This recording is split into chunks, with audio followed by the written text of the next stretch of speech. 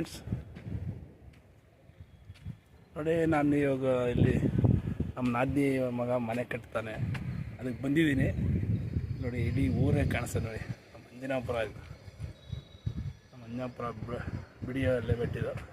ನೋಡಿ ಈ ಕಡೆ ಎಲ್ಲ ಬಿಡಿಯೋ, ಇದು ಈ ಕಡೆ ಬಂದ್ಬಿಟ್ಟು ಅಪಾರ್ಟ್ಮೆಂಟ್ಗಳಿದ್ದಾವೆ. ಇದರಲ್ಲಿ ಏನಿರಲ್ಲ ರೀ, ಕಾಡು ಅವೆಲ್ಲ ಕುರಿಯ ಸಮಯಸ್ತಾಗಿದ್ದು ಅಲ್ಲ. ಈ ಕಡೆಲ್ಲ ನೀರಿಗಿದು ತಪ್ಪು ಎಲ್ಲ ಇದ್ದಿದ್ದು ನೋಡಿ.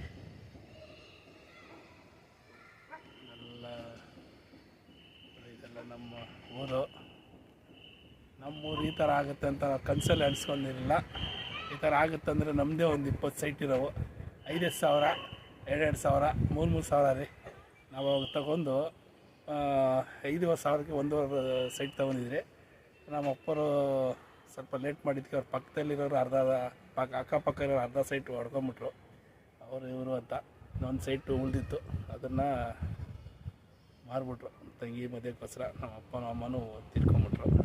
ಅಸ್ಸಲಾಮು ಅಲೈಕುಮ್, ನಮಸ್ತೆ ಫ್ರೆಂಡ್ಸ್. ನೋಡಿ ಲೋಡ್ ಆಗ್ತಾವನೆ ಈಗ ಗಾಡಿ, ಲೋಡ್ ಮಾಡ್ತಾವನೆ.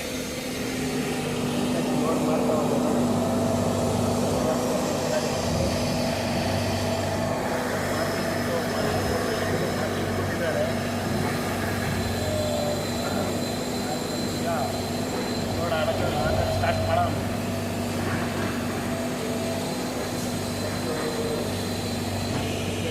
ಶುಕ್ರವಾರ